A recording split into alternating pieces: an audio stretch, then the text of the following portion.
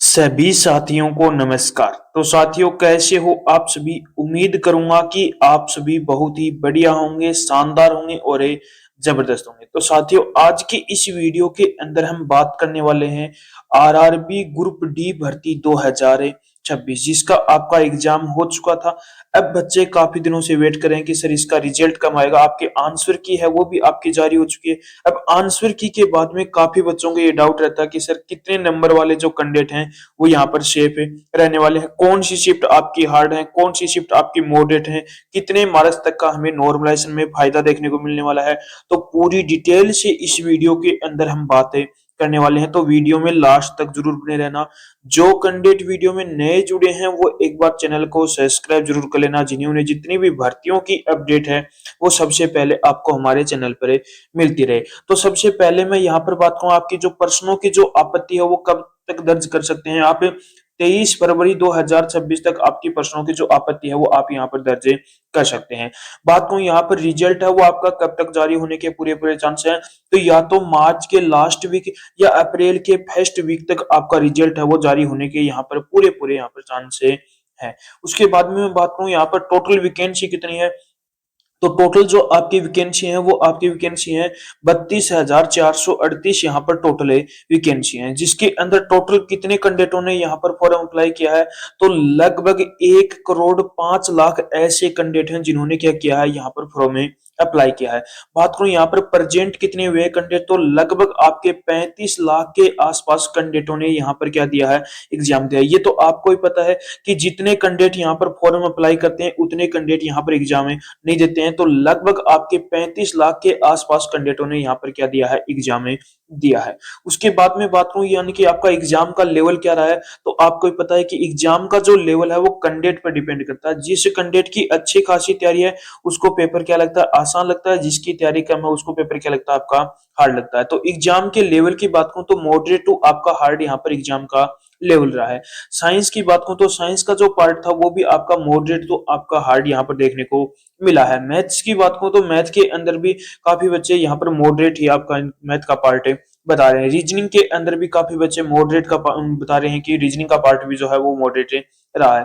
GK GS की बात करूं तो जीके और जीएस का पार्ट भी काफी बच्चे बोल रहे हैं कि सर मॉडरेट रहा, काफी बच्चे बोल रहे हैं कि सर यहाँ पर जीके जीके का पार्ट है वो हार्ड रहा। तो ये आपका डिपेंड करता है कैंडिडेट पर, यानी कि कैंडिडेट की कैसी तैयारी है। जिस कैंडिडेट की अच्छी तैयारी होगी उसको पेपर क्या लगेगा, आसान लगेगा। जिसकी तैयारी कम है उसको पेपर क्या लगेगा, यहाँ पर हार्ड लगेगा। ठीक है। उसके बाद में मैं बात करूं टोटल कितनी शिफ्टों के अंदर आपका एग्जाम हुआ था, 101 शिफ्टों के अंदर आपका यहाँ पर एग्जाम कंडक्ट कराया गया था।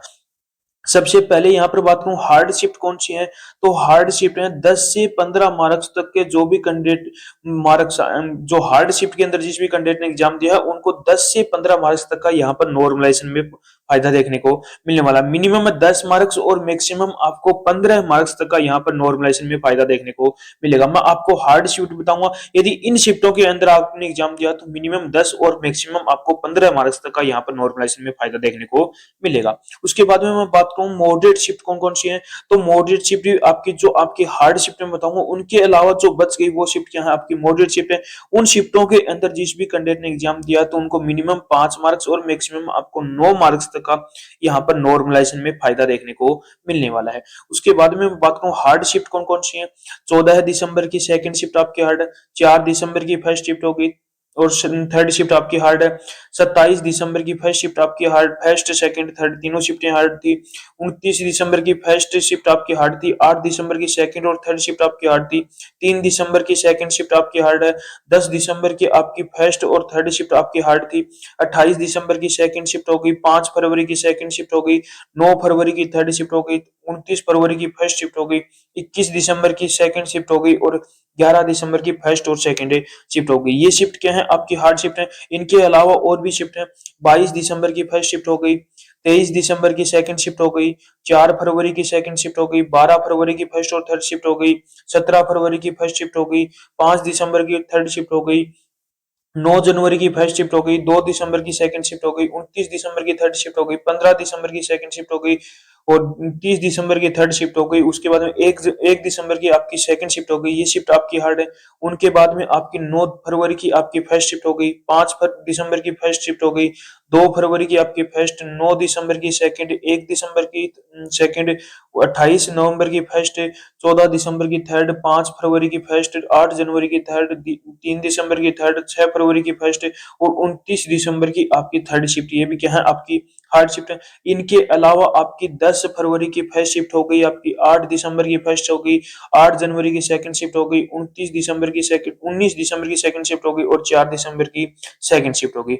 यदि इन शिफ्टों के अंदर यदि आपने एग्जाम दिया है तो आपको मिनिमम 10 मार्क्स और मैक्सिमम आपको 15 मार्क्स तक का यहाँ पर नॉर्मलाइजेशन में फायदा देखने को मिलने वाला है इन शिफ्टों के अंदर। उसके बाद में मैं बात करूं आपकी जो मॉडरेट शिफ्ट है, मॉडरेट शिफ्ट आपकी कौन कौन सी हैं, तो जो आपकी हार्ड शिफ्ट है इनके अलावा जो शिफ्टें आपकी बच चुकी हैं वो क्या है आपकी यहाँ पर मॉडरेट शिफ्ट है। यदि उन शिफ्टों के अंदर जिस भी कैंडिडेट ने एग्जाम दिया तो उसको मिनिमम 5 मार्क्स और मैक्सिमम आपको 9 मार्क्स तक का यहाँ पर नॉर्मलाइजेशन में फायदा देखने को मिलने वाला है। तो नॉर्मलाइजेशन का अभी आपका डाउट कंप्लीट हो चुका है। अब हम बात करने वाले हैं एक जो सटीक कट ऑफ है कि यदि आपके इतने मार्क्स हैं तो आप कैंडिडेट शेप हो, यदि आपके इनसे कम मार्क्स हैं तो आपके रेलवे ग्रुप डी की एक और नई भर्ती आ चुकी है, उसकी तैयारी पर जल्द से जल्द लग जाओ। यदि आप भी रेलवे ग्रुप डी की 2026 की जो न्यू वैकेंसी है 22,000 प्लस पदों पर, तो उसकी तैयारी कर रहे हैं तो आपके मैथ्स और रीजनिंग के जो हमने प्रैक्टिस सेट है वो हमने स्टार्ट कर रखे हैं। तो इन प्रैक्टिस सेट की जो प्ले लिस्ट है उनका लिंक आपको इस वीडियो के डिस्क्रिप्शन में मिल जाएगा, तो एक बार जाकर प्रैक्टिस जरूर कर लेना, ठीक है। अब मैं बात कर लेता हूँ जो आपके रेड जोन कौन कौन से हैं। तो रेड जोन के अंदर सबसे पहले गुवाहाटी जोन हो गया, उसके बाद में मुंबई हो गया, चंडीगढ़ हो गया, चेन्नई हो गया, कोलकाता हो गया, प्रयागराज हो गया, सिकंदराबाद हो गया, भुवनेश्वर हो गया, दिल्ली हो गया, ये आपके क्या है यहाँ पर रेड जोन है। यदि इन जोन के अंदर जिस भी कैंडिडेट ने फॉर्म अप्लाई किया था तो उस कैंडिडेट के यूआर कैटेगरी से 64 से 67, ओबीसी की 60 से 63, ईडब्ल्यूएस की 56 से 59, एससी की 52 से 55 और एसटी की 46 से 49 के बीच में मार्क्स हैं, तो वो कैंडिडेट क्या है यहाँ पर सेफ है रहने वाला है, उसके यहाँ पर पूरे पूरे यहाँ पर चांस बनते हैं। तो ये जो कैंडिडेट के इतने मार्क्स हैं तो वो कैंडिडेट क्या है यहाँ पर सेफ है रहने वाला है, वो अपनी फिजिकल की तैयारी पर लग जाओ। यदि आपके इतने मार्क्स से कम है तो आप कैंडिडेट जो नई भर्ती आई है उसकी तैयारी करना स्टार्ट कर दो। और जो हमारे मैथ और रीजनिंग के मैथ के आपके जो 2018 से लेकर 2025 तक के जितने भी आपके मैथ की जो एएलपी हो गया, एनटीपीसी हो गया, जेई हो गया, ग्रुप डी हो गया,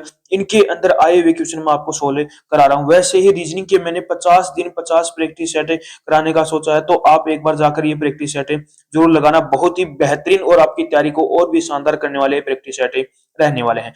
अब इनके अलावा जो अपने अन्य जोन बच गए उनकी बात करूं तो वो आपके सेफ जोन है। इन जोन के अंदर यदि आपके यूआर कैटेगरी से 57 से 59 के बीच में मार्क्स हैं, ओबीसी के 53 से 56 के बीच में मार्क्स हैं, ईडब्ल्यूएस की 50 से 53, एससी की 45 से 48 और एसटी की 40 प्लस मार्क्स हैं, तो वो कैंडिडेट भी क्या है यहाँ पर शेप रहने वाला है। तो वो कैंडिडेट भी अपनी जल्द से जल्द फिजिकल की तैयारी करना स्टार्ट कर दो। यदि आपके इतने इनसे कम मार्क्स हैं तो आप कैंडिडेट जो नई भर्ती आई है उसकी तैयारी करना स्टार्ट कर दो, ठीक है। तो मैंने पूरी डिटेल आपको यहाँ पर बता दी है।